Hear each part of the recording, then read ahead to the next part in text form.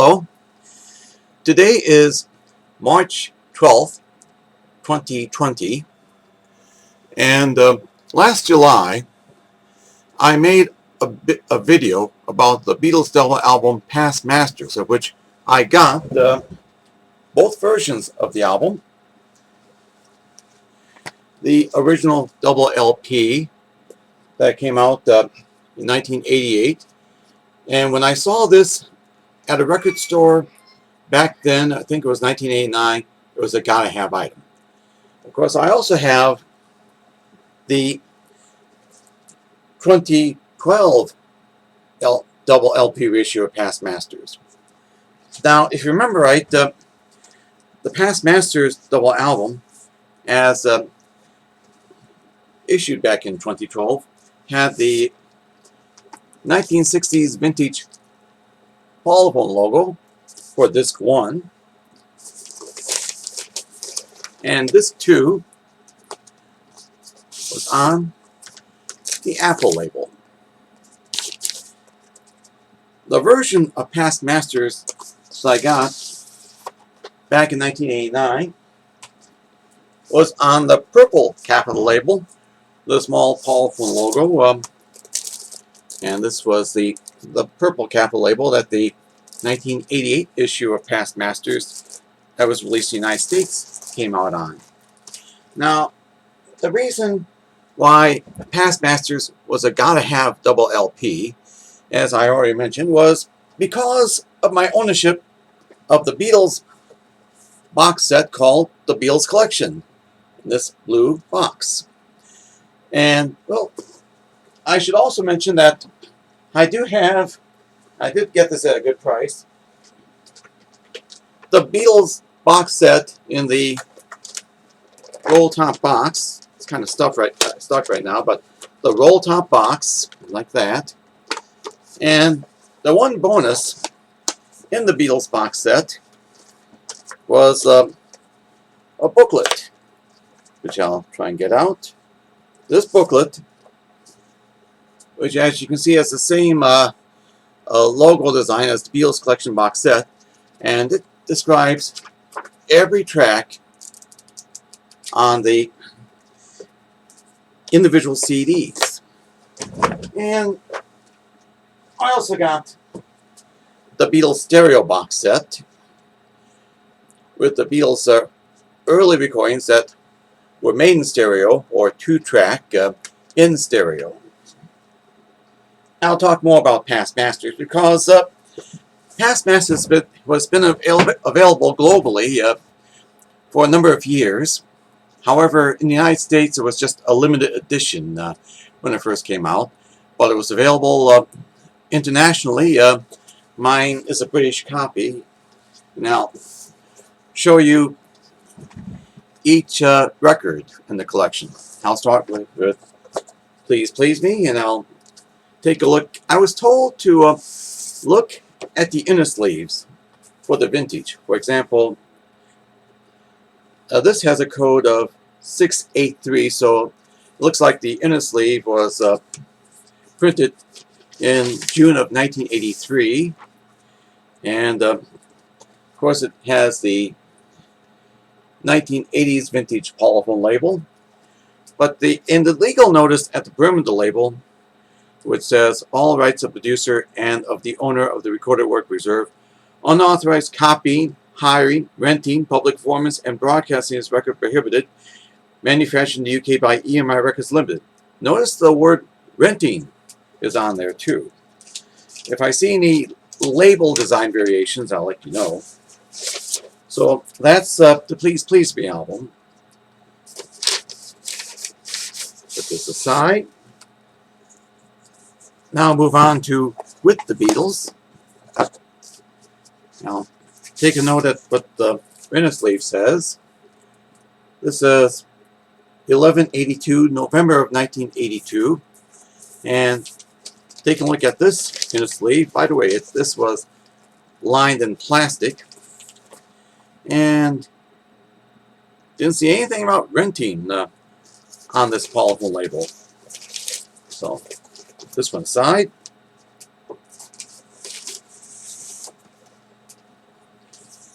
Now I'll turn to A Hard Day's Night.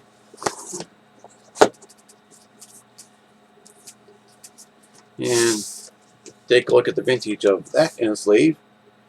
June of 1983. Take a look at the legal notice. Nothing about renting. So I'll put this one aside. Now for Beatles for Sale. Of course, it comes with a gatefold, and the opening is in the center. That in a sleeve says October of 1983. And check the perimeter. Nothing about renting. So it looks like Please Please Me is a newer pressing. So it looks like it's from 1980. I'm just trying to remember when I got it, but I think it was 1983 or 84. So that's Beatles for Sale. Now for Help. And take a look at that in a sleeve. June of 1983. Take a look at the label. Nothing about renting. So that's Help.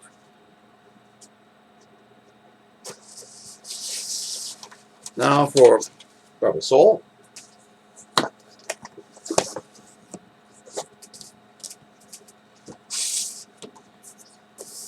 It says May of 1982. Some of the end sleeves have no obvious labeling other than made in Great Britain, the patent number, and the date, May of 1982. Take a look at the label. Nothing about renting. So that's Rubber Soul. Now for Revolver. So this Revolver album. Take a look at that in a sleeve. Now this has a care for your record instructions and the notice about the copyright. And this says April of 1983, DRG Packaging Bags. I don't know if you can read this here. The logo for DRG Packaging Bags. Take a look at the 1980s finished polymer label. Nothing about renting. That's Revolver. Now I'll talk more about the Sgt Pepper album. So of course there's the album. And take a look at that in a sleeve. June of 1983. And this has the nice labeling on it, the care for your record. Think about giving this as a gift. The copyright notice. Take a look at the label. Nothing about renting. And I should mention that they do include the cutouts. I'll get out the cutouts. Here we go. So, and these are the cardboard cutouts that came with the album. And you may know that at the end of side 2, after A Day in the Life, there's a high-pitched tone followed by what became known as the Sgt Pepper inner groove. Now, in the original pressings, the way the inner groove was supposed to play was after the stylus reaches the runout groove, when it gets to the end of the groove, the final groove, you would hear all this rubbish repeated over and over and over and over again until the record changer took the tone arm off, or if you took it off manually. The later pressing, let me go back to the record itself. I'm going to read the matrix number that was stamped on the label. YEX 637-6-1-1. Let me check. Oh, that's side 1. I should read side 2. Here we go. Now I'll look at side 2. YEX 638-6 YEX-1-3. So that's important. The YEX-638-6-1-3. Does that give the impression that side 2 of this record has been mastered for the 6th time by the time I got the album? I'll show you. I'll let you hear how my copy of the Sgt. Pepper Inner Groove comes out. And instead of being in the inner groove, most of it is on the runout groove. And at this time, I'll show you how my record plays.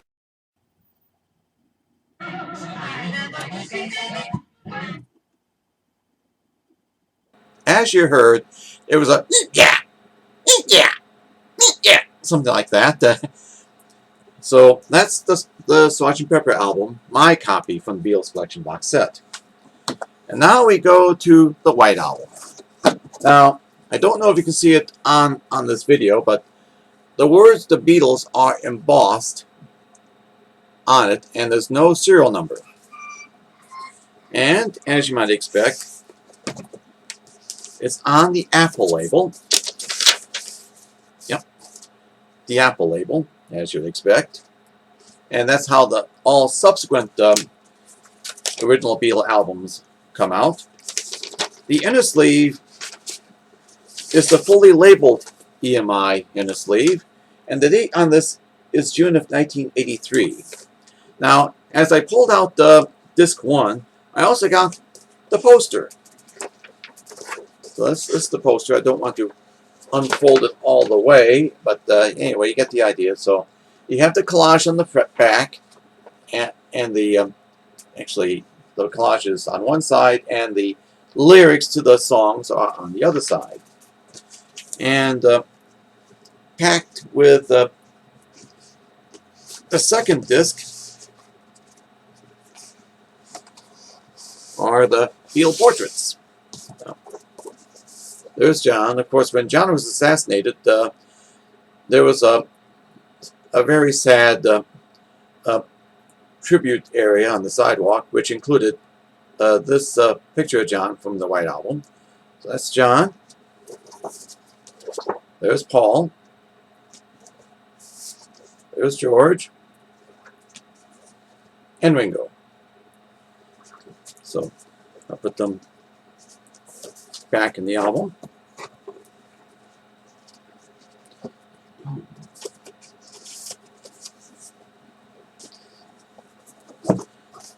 Now for the Yellow Submarine soundtrack album. So I'll take a look at the. Here we go. Now, the Yellow Submarine, you know, is the weakest of the Beatles' original albums. One side's the soundtrack, and side 2 being music from the soundtrack by the George Martin Orchestra. And that kind of is shown by the date on this inner sleeve, which was November of 1982. So that's the Yellow Submarine album. Now I'll go to Abbey Road, which does not say Her Majesty after the end.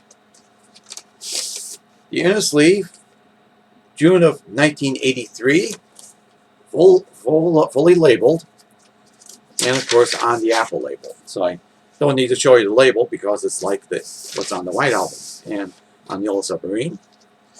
And then we have the Let It Be album,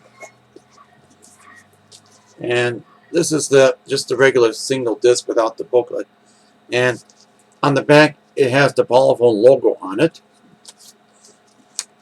The inner sleeve, June of 1983, the fully labeled one. And of course, despite the Polyphone logo on the cover, the Apple label on the record. So I'll put that one away.